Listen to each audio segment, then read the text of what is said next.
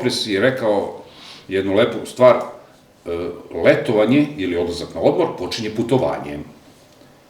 A šta da radimo kad uđemo u autobus ili dođemo pred autobus, a vozač kaže, a ne, imate dva prevelika kofera, može samo jedan i ručni prtljak. Ko to određuje? Posle prelazimo na avion saobraćaj. Ne postoji nikakva zakonska odrednica kad je reč o količini prtljaga, ali moramo da shvatimo da je autobus jedno limitirano prevozno sredstvo koje ima određenu kvadraturu, odnosno kubikažu tih zapreminskih delova koje primaju prtljag. I iz tog razloga smo negde veliki broj agencija, ajde mogu da kažem i sve turističke agencije koje rade te vrste aranžmana, se dogovorili da jedno sedište podrazumeva jedan kofer do 23 kg. Zašto do 23? Pa zato što je to regulativa, recimo, najčešće u aviosaobraćaju, pa nam je to bila neka odrednica. Ja znam, ali kad idemo avionom već smo navikli na one kasete, staviš kofer, proveri, odnosno iskusno oči avioprevoznika znaju. Moram da objasnim samo zašto smo došli do tog zaključka. Zato što smo imali mnogo situacija gde se dešavale velike saobraćajne nesreće, upravo iz razloga što su autobusi bili preopterećeni i prtljagom i putnicima, i gde su nam pucale poluosovine, recimo, na autobusima, i to se dešavalo dosta često. Zašto? Zato što nismo imali granicu prtljaga. Dešavalo se da ljudi iz Grčke nose kamenje za Srbiju, dešavalo se... To je sasvim u redu ako je jedan kamen za kupus, ali šta ćemo da radimo sa WC školjkom, da ne kažemo WC šoljom, koju su pojedinci nosili, recimo, iz Turske. Ja smo čuli takve primere. Ja sam imao primer gostiju koji su, recimo, kompletan čamac zajedno sa motorom hteli da nose na more. I ja nemam problem sa tim, ali onda upalite svoje kola pa stavite čamac u svoj auto. Ne možemo da damo manja prava nekom drugom putniku koji se nalazi u tom autobusu, jer taj čamac i motor zauzimaju dovoljno mesta da sad onaj koji je ponovo kofer ne može da stavi svoj kofer. Zato je došlo do ograničenja. Najveći broj agencija izlazi u susret kad su to nekakve normalne okolnosti, kada taj prtljag ne prelazi neke normalne okvire, ali ja mislim da zaista za dvoje ljudi 46 kila prtljaga je više nego dovoljno. Pa to treba objasniti nekim damama. To je u redu, ali eto, ja mislim da ja nemam dovoljno, recimo, garderobe za 23 kila, sigurno. Kao i većina nas koji idemo na letovanje, dovoljno je ona, čak što kaže jedan kolega, malo veći nesesek. Tako je. Šta ćemo sa avioprevozom? Tamo već unapred znamo šta se dešava. Zašto se vraćamo na avioprevoz? Sad malo da se bavimo aktualnim trenutkom u turizmu. Ne samo našem, već i ovom globalnom. Nažalost, svedoci smo da je pre par meseci krenula jedna neizvesnost na Bliskom istoku, sva ta dešavanja, da ne objašnjavamo i ne ponavljamo. Stižu jedan feedback, kaže da 30% je povećan otkaz putovanja ove godine u odnosu na isti period prošle godine. Šta se dešava, Aleksandre, sa tim? Najnovije informacije? Veliki je problem zato što mi imamo situaciju od momenta kad je krenuo rat na Bliskom istoku, uz ovaj rat koji traje već par godina u Evropi, dakle, jedna nestabilnost koja je onako postala standard naših života. To se prvo reflektuje na turistički sektor, uvek je to tako. Jednostavno, ljudi, kada je velika neizvesnost i kada imate ratna dešavanja u nekom okruženju, najčešće ne razmišljaju o putovanjima. Nama se to desilo. Mi smo do sajma turizma u Beogradu do kraja februara imali fantastične rezultate. Nama su rezultati bili na nekih 15% više uplaćenih aranžmana nego u istom periodu prošle godine. Sa početkom rata na Bliskom istoku je potpuno prestalo interesovanje ljudi za putovanje. Generalno niko pitao nije da putuje i to smo videli već kod, recimo, ovih aprilskih praznika i uskršnjih praznika, gde smo imali i do 50% manje ljudi koji su putovali na ove destinacije po Evropi. Iako su to u pitanju bliže destinacije. Tako je, i kraća putovanja, jeftinija. Persijski zaliv da posmatra let dronova ili tako nešto. Normalno je bilo za očekivati da će prvi udarac da bude na daleke destinacije, obzirom da smo imali da u ratu se nalaze trenutno zemlje preko kojih smo najčešće putovali na te luksuzne ili daleke destinacije, i to je bilo za očekivati. Umeđu vremenu su pronađene alternativne rute preko Istanbula i preko još nekih destinacija, međutim one su značajno skuplje, samim tim nema toliko interesovanja. Kad govorimo o samoj Evropi, uticaj medija je nešto što takođe ne smemo da ne pomenemo iz prostog razloga što, eto, recimo, izveštaji o tome da je pala bomba u bazu na Kipru je dovelo do potpunog prestanka interesovanja odlaska na Kipar, je baza 30-40 km od prvog naseljenog mesta i nema nikakve veze sa turističkim delom Kipra. Na Kipar avioni sleću i uzleću svakodnevno i više desetine hiljada stranih turista, pre svega iz zapadne Evrope i dan danas borave na Kipru, dakle zaista nema objektivnih razloga za nekakvu nervozu, ali razumem nekakav strah putnika.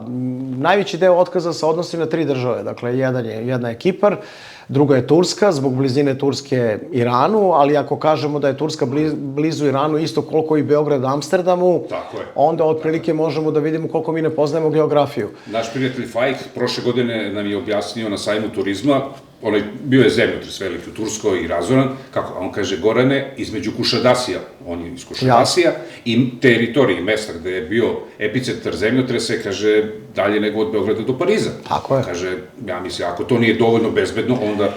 Ali, nažalost, psiha ljudska je takva i mi ne poznajemo geografiju. Dakle, i imamo treću destinaciju koja je Egipat, koja je takođe relativno blizu tih mesta sukoba. Međutim, opet da napravimo malu digresiju, na granici sa Egiptom se nalazi Gaza, gde rat traje, ja ne znam, evo 4. godina, pa smo svih ovih godina normalno boravili u Egiptu i niko nije pomenuo da je to neki problem.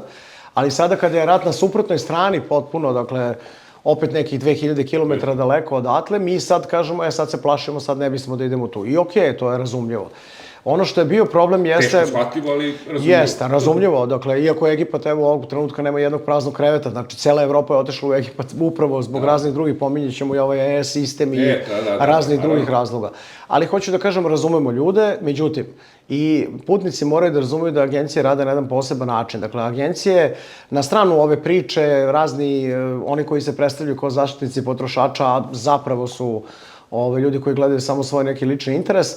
Dakle, moramo da budemo potpuno jasni. Agencije kad ulaze u obaveze zakupa kapaciteta u avionima i hotelima, to su takozvani zakupi bez mogućnosti otkaza. Dakle, mi kada zakupimo određene sobe u hotelu i kada zakupimo, recimo, čarter let i onog trenutka kada se taj čarter let potvrdi, mi sa njim letimo cele sezone bez obzira da li će on biti prazan ili pun. Mi imamo jednu obavezu finansijsku prema aviokompaniji. Dakle, to je ono što je različito i kada neko dođe u agenciju, uplati aranžman, a onda želi da otkaže aranžman, zakon je predvideo taj neki, dajde da ga nazovemo blagovremeni otkaz, koji se kreće u periodu dužem od 45 dana od dana polaska na aranžman. Međutim, i za to postoje opet međutim. Ako je ugovoreno da u programu putovanja vam je naznačeno da je aranžman izuzetno povoljan iz razloga što ako otkažete, primenjuju se nekakvi drugi uslovi otkaza, a to je upravo za ove nerefundabilne aviokarte, za koje ja sad vidim po društvenim mrežama, ljudi kažu, a kako je to moguće da ne može da se vrati? Ja ne znam da li ste ljudi kupovali karte individualno, ne možete ni jednu kartu da vratite kad ne putujete i to ne može biti različito ni kad je reč o turističkoj agenciji. Koja 6 meseci ili godinu dana ranije mora da sklopi ugovor sa avioprevoznikom pod određenim uslovima. Tako je, i ti uslovi su diktirani od strane avioprevoznika, dakle mi ne možemo tu mnogo da utičemo. Koji su u principu uvek ograde i štite sebe. Tako je, i doćemo i na one doplate za gorivo koje se takođe odnosi na to. Dakle, moramo da imamo ta razumevanja. I mi razumemo putnike, tamo gde možemo, tu se uvek izađe u susret, ljudima se vrati novac, promeni se destinacija, tamo gde postoje troškovi agencije kao odgovornog organizatora koji je imao trošak da bi se to putovanje realizovalo, on može da naplati taj trošak od putnika, ali u svakom slučaju toga nije bilo jako puno. Dakle, bilo je 30% otkaza, ali kada to kažemo, to mnogo grublje zvuči od brojki, jer ako kažemo da je prošle godine bilo recimo negde u ovo doba oko 250 otkaza iz raznih razloga, zdravstvenih, ovih ili onih. Ove godine, recimo... I neopravdanih. Tako je. Ove godine imamo negde oko 300 i nešto. Dakle, na broj putnika od, rekli se, 1,5 miliona koliko mi očekujemo u toku godine, to nije nešto što bi trebalo da nas zabrine. Naravno da pravi problem ljudima koji planiraju da rade te destinacije, jer ne mogu da predvide šta će se desiti, a ulaze u velike rizike, ali to je deo posla i naučili smo i zato to poredimo sa koronom. Dakle, nema interesovanja, ušli smo u obaveze, a te obaveze je pitanje koliko ćemo moći da realizujemo. Dakle, to je jako važno da kažemo i za te 3 destinacije uglavnom su bili otkazi.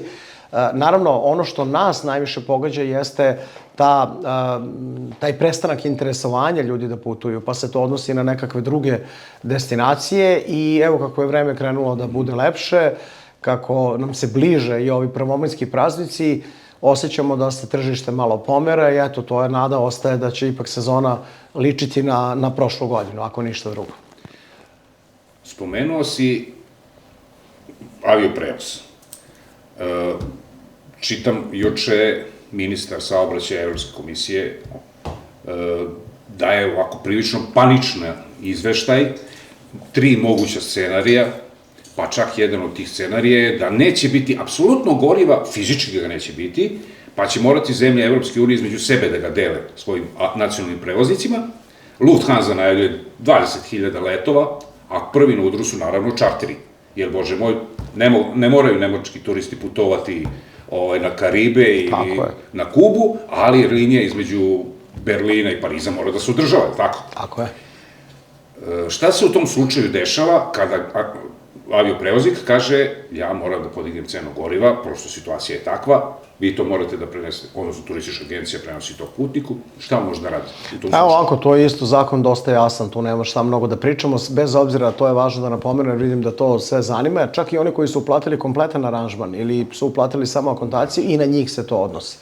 Nažalost je to tako, opet da se vratimo na onaj ugovorni odnos sa aviokompanijom, mi kad smo zaključivali ugovore, cene koje smo dobili od aviokompanije su bile vezane za cenu goriva u tom trenutku. I u ugovoru postoji jedna stavka da ukoliko dođe do drastičnog povećanja cene goriva, kompanija ima pravo da podigne cenu za taj procenat. Dakle, mi se sad nalazimo u toj nekoj nezavidnoj situaciji gde smo mi okrivljeni za to, a da zapravo ništa nismo krivi. U svakom slučaju, zakon naš predviđa povećanje, dozvoljeno povećanje do 8% bruto cene turističkog aranžmana. Dakle, ako je neko platio 1.000 eura, do 80 eura je realno povećanje i to je ono što putnik mora da prihvati u smislu da ukoliko zbog toga odustaje, onda se primenjuju opšti uslovi putovanja, odnosno naplaćuju se penale. Tako je. Ono što je takođe jako važno, da agencija tu informaciju putniku mora da da 21 dan pre polaska na put. Dakle, dovoljno dugačak vremenski period da putnik ima saznanja pre putovanja i da može da ta dugovanja isplati agenciji. I treća i, da kažem, najmanje važna stvar jeste da agencija treba da obrazloži putniku iz kog razloga je došlo do toga. Najčešće će putnik dobiti tu informaciju od aviokompanije sa tim nekim, uslovno rečeno, obračunom koliko je bilo gorivo, koliko je danas, iako to vjerojatno putniku ništa ne znači. Ali ukoliko je u tom zakonskom okviru od 8%, to je ono što putnik mora da prihvati. Ukoliko to dođe do toga, da to povećanje bude veće od 8%, u tom slučaju smo mi u najgoroj situaciji kao agencije. Putnik tada može da odustane od putovanja, to je vanzakonska odredba, gde putnik može da odustane od putovanja, može da zahteva povraćaj novca u roku od 15 dana, a nama obaveza prema kompaniji svakako stoji. I ja se nadam da do toga neće dolaziti i verujem da će i kompanije, a i agencije negde kalkulisati sa tim rizikom i da će povećanja biti do tih 8%. Dobar primer imamo od pre neki dan gde je jedna inostrana kompanija koja leti za Egipat dostavila turističkim agencijama obračun za sve polaske u maju mesecu, gde imamo vrlo jasno iskazano koliko je bila cena goriva u danu potpisivanja ugovora, koliko je danas, dakle povećanje je nešto veće od 100%. Dakle, bila je 800 i nešto dolara, sad je 1900 dolara ako se ne varam. Razlika po jednom sedištu u avionu je iskazana 105 eura. Međutim, kompanija upravo iz raznih razloga, iz želje da podigne interesovanje za destinaciju, prihvata kao svoju subvenciju 70 eura, a 35 eura je doplata za putnika. Tako da ja verujem da će veliki broj kompanija upravo, a to smo čuli i od Air Srbije, da će i oni na isti način se odnositi prema putnicima. Verujem da će jedan deo tog troška snositi i same kompanije.